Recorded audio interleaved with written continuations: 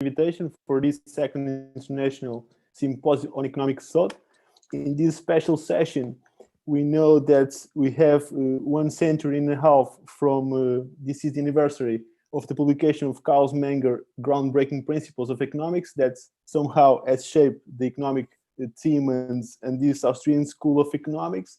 And in this regard, we have with us our dear guest, Professor Per BYLUND from Oklahoma State University, that will briefly discuss the school's past, followed by an overview of the present and what the future brings for this Austrian economics, with the presentation titled The Austrian School of Economics, Past, Present, and Future. Thank you so much for being with us, Professor. So when you're ready, you have 30 minutes for your interesting presentation. When you're ready, the floor is all yours. Super. Thank you so much. Thank you for that introduction. Thank you for inviting me to have to get a chance to present this to the audience, online, worldwide. So I wanted to take this opportunity to talk about the Austrian School of Economics for the simple reason that it does celebrate 150 years this year. While the school itself might, at least from a mainstream point of view, might seem rather dead, it really is not. And it has a very fascinating history. I think it has a very fascinating sort of present, and I'm going to talk about the past a few years. And I think it has an interesting future that is not very intuitive at all if you think about its past. So the school is evolving and it is changing, and I think it will have an impact again in a very different way than it had an impact before. And I'm going to focus my talk on those three: the past, the present, and the future. And of course, I don't know the future. So I know a bit about the past and I know a bit about the present. The future is pure speculation, which in a sense is not very Austrian to speculate. But I think still that there are some very interesting tendencies, some interesting trends. And I think what has happened in the past couple of years indicates quite clearly where the school is going and where this pretty proud and interesting tradition is going, even though it does not really have a platform in higher education institutions. I mean, there are definitely no Austrian economics departments and no universities offering a lot of degrees and everything like that in Austrian economics. It's very, very rare. All right, so let me get started from the very beginning in 1871. So it really has, it is a school that started with a bang, and it kept banging in a sense. It was very revolutionary, very cocky, maybe. It had a lot of ideas that created debates. So in economics, broadly speaking, the Austrian school has brought a number of huge debates that sort of roared for, well, many years, if not decades. And it started already with Carl Menger's Grundsätze, his Principles of Economics, published in 1871, that sort of started the whole thing with the Austrian School of Economics.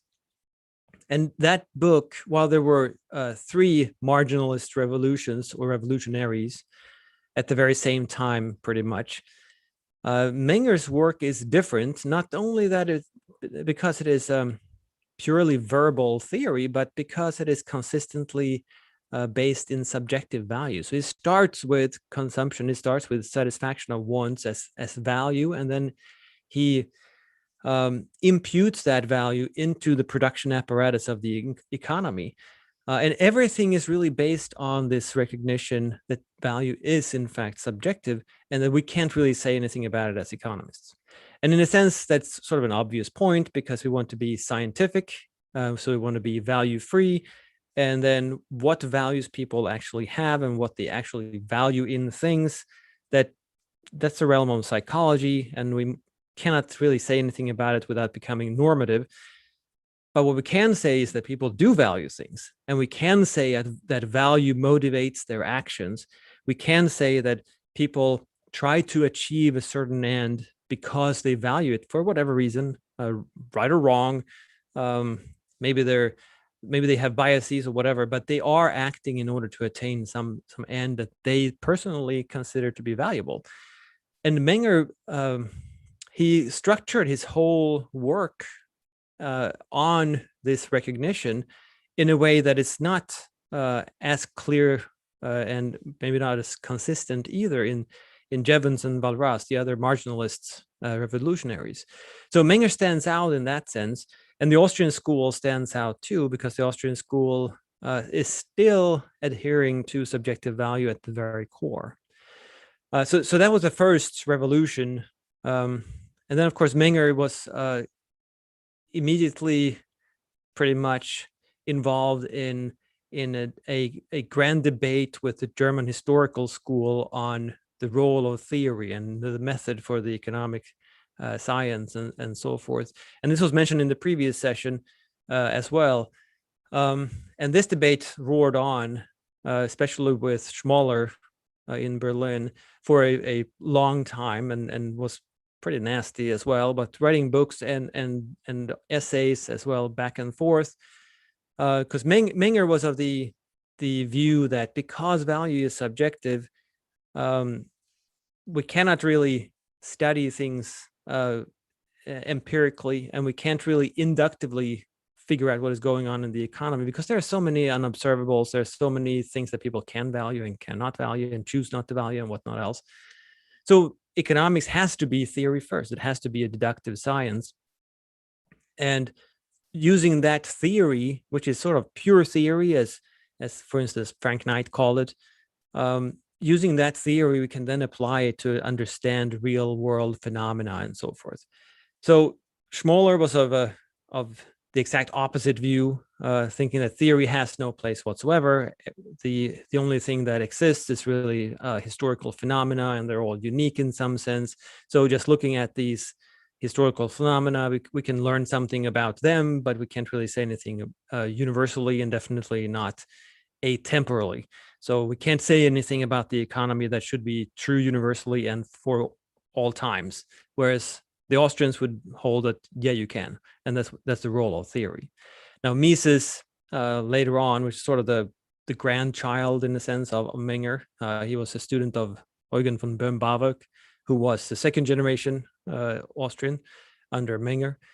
Mises structured Menger's method and called it praxeology, where he started with an action axiom, which is really the bridge between subjective value and the action that is observable and that has an effect on the outside world. But that's less important right now, because praxeology is a big thing sort of in Austrian economics, but it's not a big thing anywhere else, even though Mises made claims that this is the method for the social sciences in general. But what matters here is that Menger was involved in this long-lasting, sort of radical debate, or this type of idea where he critiqued others, especially the German historical school, and took a very strong position, both on subjective value and on theory and deduction.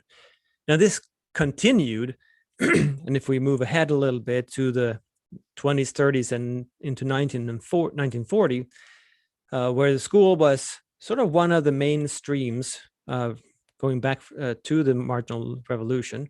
Mises started another debate in 1920 with his essay, Economic Calculation in the Socialist Commonwealth, where he argued, contradicting basically the assumption that a centrally planned economy would be more rationally organized and therefore more effective and more efficient than a market economy, because the market economy is redundant.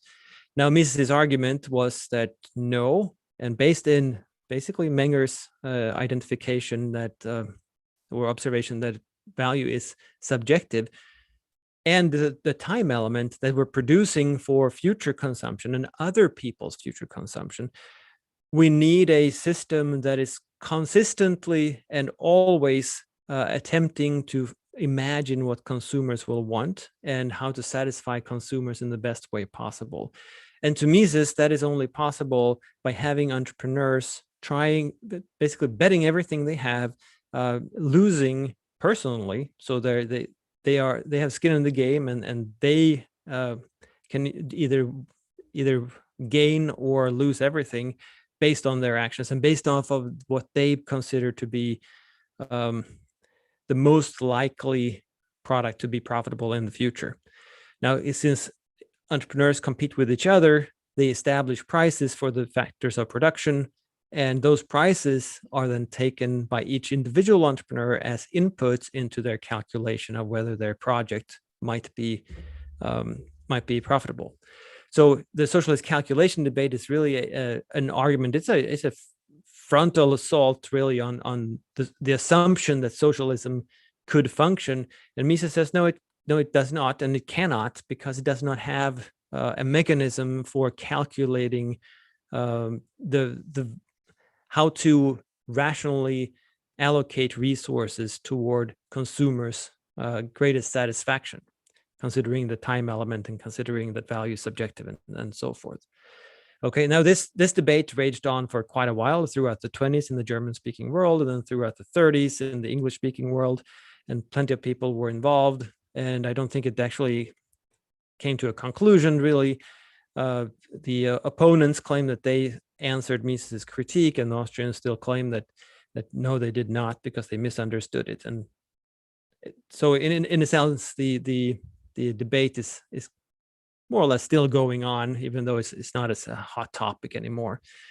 Now, there was also a debate on employment and business cycles, and I suppose you can say it was pretty much Hayek and versus Keynes in this discussion, using Mises' theory of business cycles and Hayek's work at the Business Cycle Institute in Vienna, where he worked for a long time on empirical data and basically applying Mises' theory and expanding that theory to explain where business cycles come from and what they mean in the economy, for which he also received the Nobel Prize later on. But what we can see here is that the first 50 years, pretty much, it's really a road forward where the school is, in a sense, bullying economics and starting these fundamental debates on different topics that lasted for a very long time. So they're not just weird questions posed by someone on the outskirts of the mainstream of economics. These are real questions posed from within the mainstreams and the main discussion in economics, and they are critical. They are so fundamental that these debates lasted for many, many years. So you can definitely say that the Austrian school here has had a lasting impression on economics and a lasting influence over how economics goes about doing things, especially on these topics then. Now, after this, of course, the Austrian school was pretty much forgotten. So I have 40 years of the past here between 1940 and 1980, where the Austrian school was pretty much forgotten, except for Nobel Prize, Hayek's Nobel Prize in 1974, which I suppose came from basically out of nowhere. But other than that, it was really a school that was still alive, and it was going strong. It was producing these treatises, these masterpieces of economic theory, which, I mean, they're written basically in the same sense as the masterpieces of history, as well as Wealth of Nations, for instance, or Das Kapital and things like that. So those types of treatises are really how Austrian economists launch their main ideas and how they contribute to the tradition. And you can see during this period where nobody really recognized Austrian economics, and Austrian economics was definitely not part of the mainstream of economics, but was on the sidelines, or, well, if even that, it did produce a number of masterpieces still. So Mises' magnum opus, Human Action, was published in 1949, but not really noticed by a whole lot of people. Murray Rothbard, a student of Mises, his magnum opus, Man, Economy, and State, was published in 1962, just 13 years later. And then we have Israel Kirzner's Competition in Entrepreneurship in 1973. And of course, we have Hayek's Nobel Prize in 1974. Okay, so why do I end the past in 1980? That's still over 40 years ago. Well, there's a good reason for that, I think, because I would claim that the present is an expanse in over time. So it is not really just 2021, but it is distinct from the history, which had a lot of theory development and also influence, at least in the beginning, for the Austrian School of Economics. But in the present, from circa 1980, the Austrian School of Economics has acted sort of on its own, but it has created institutions to support itself and create sort of a platform from which to build and launch into the future. Part of this is the founding of the Mises Institute in 1982, and you can see an image from their campus in Auburn, Alabama here. It was also, they launched a number of journals. So the Review of Austrian Economics was launched in 1987. The book series Advances in Austrian Economics was started in 1994. The follow-up journal to the RAE, the Quarterly Journal of Austrian Economics, was started in 1998. And later on, there have been new programs offered and in higher education. So you have I think it's a field at George Mason University in Virginia, where they offer an economics degree where you can specialize in Austrian economics. You have a university in Madrid where you can get a degree, a master's degree, and I think a PhD as well in Austrian economics. You have also in Guatemala City, you have a university offering courses as well. So those are part of this institutional push by Austrian economists. And you have the project, which is much more recent, just a couple of years old, the Economics for Business project, which is an attempt to reach other types of another type of audience, practitioners more than theorists and economists, like business leaders and entrepreneurs and so forth. Okay, so during this past 40 years, these institutions have been all sort of lulling along, and the Austrians have published papers in their journals, and they've had conferences, they've had all these educational efforts and so forth. So it's sort of building a movement, but slowly, and whether it's successful, I guess we'll have to see. But still, this has been going on, even though it has not been part of the economics mainstream in any sense. But it's a movement that has been building slowly, and that is definitely still alive. So the question then, of course, is there a future for Austrian economics? Well, in a sense, it seems like this institution building in the past 40 years should lead to, at least the point is, to keep the movement alive, to keep this tradition alive, and have the tradition expand, and also find a place again in the economics mainstream, and if not become the mainstream, which of course any school of economics, any tradition in the study of economics would want to be, or be one of the three, as it was the case in the early 20th century.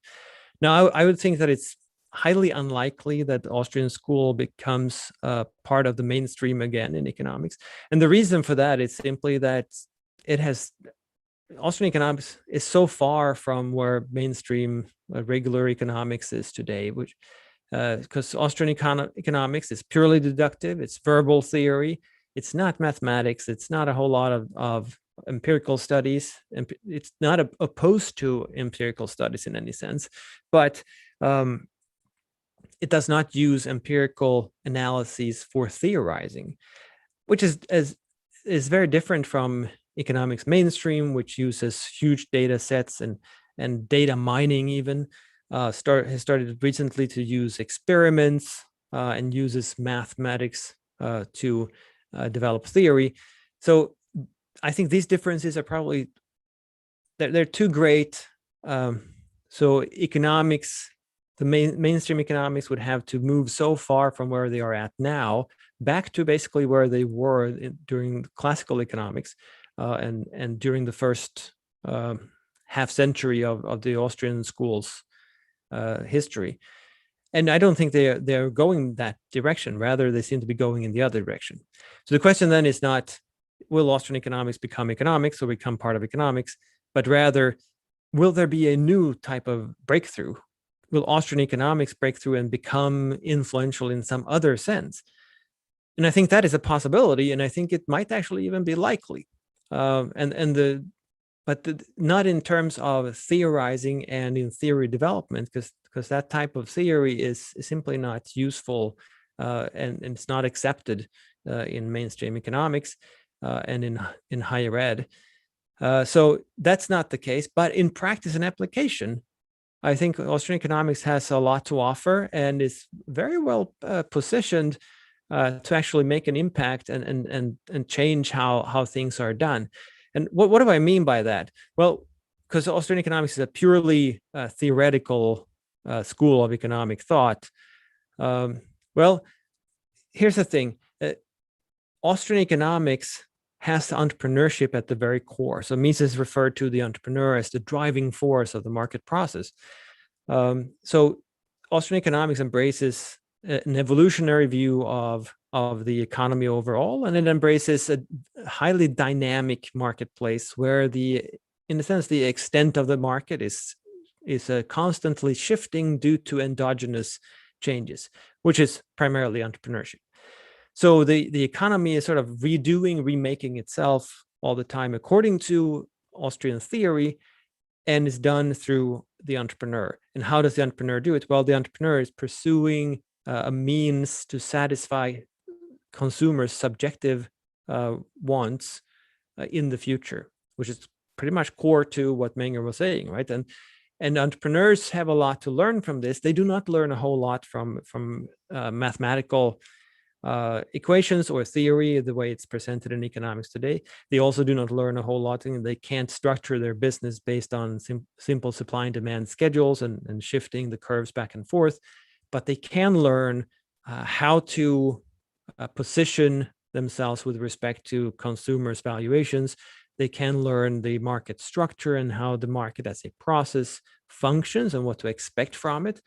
The same thing goes for strategy and management, where positioning of a business, you have to consider the possibility of a disruption, to use a Schumpeterian term, but a disruption of the market structure, really, the production structure that could completely undermine your business, which was the case, for instance, for taxi cab companies when Uber was launched. It came from out of nowhere. It was not really competing head on because it was not a taxi business, but it completely undermined the business opportunity for taxi businesses. And how? Well, they figured out another way of offering value to consumers. And the same thing in organization theory and theory of the firm, where some work has been done recently. So you have books on the theory of the firm by Peter Lewin has one book on capital in disequilibrium. You have Foss and Klein have organizing entrepreneurial judgment. You have my own problem of production, a new theory of the firm, and so forth. So you have a lot of theorizing in this area, and you also have Austrian economics being adopted by business school professors and researchers. So from the arts and sciences, which is the college where economics is usually housed, Austrian economics has found a way into the business school and into the journals and the theorizing in business schools, which is a big reason why I would claim that there is a possibility that Austrian economics can become influential again in business practice. The same thing, we see a similar development in finance and investing, where you have a number of investors and finance people using and relying on Austrian analysis of business cycles and Austrian analysis of investing. And the concept of value investing, for instance, is in a sense an Austrian view of investing, whereas other types of investing is probably not. And also, I would think in policy analysis, even though Austrians would probably not be relied on by policymakers, Austrians have a lot to say about business cycles, about the market process, and about corrections and recessions and how to get out of those, and deregulation and things like that. And I placed my own book here on the side, The Seen, the Unseen, and the Unrealized, which is an analysis of regulations. So I think in these areas, especially the first one in business practice, there's a good chance that we will see more of Austrian economics, whether it's actual Austrian economic theory called Austrian economics, or if it is rather Austrian concepts and Austrian theories that guide practice, but it's not really called Austrian. Well, I don't really know about that, which will be the case, but it seems like Austrian economics is really pushing into this area, and it's being adopted because it is actually helpful to practitioners, both practitioners and researchers on this type of practice, on entrepreneurship and strategy and management, and so forth.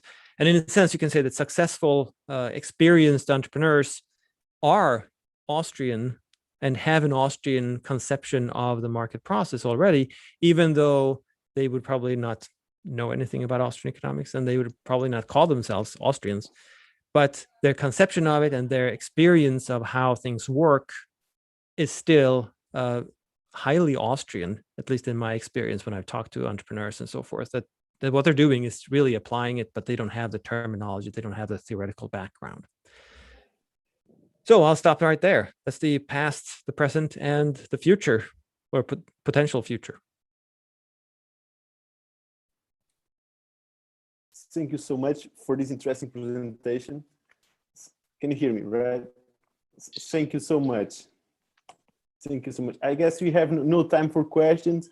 Therefore, I will move for our next guest. So as we know, there is a large debate about how politics in parliamentary democracies are best understood as a market for political services. Therefore, our next guest, Professor Maria Pia Paganelli, I guess I'm telling the name correctly, from Trinity University, will let us know some strategies how we can use this market failure, for example, as a framework for evaluating these political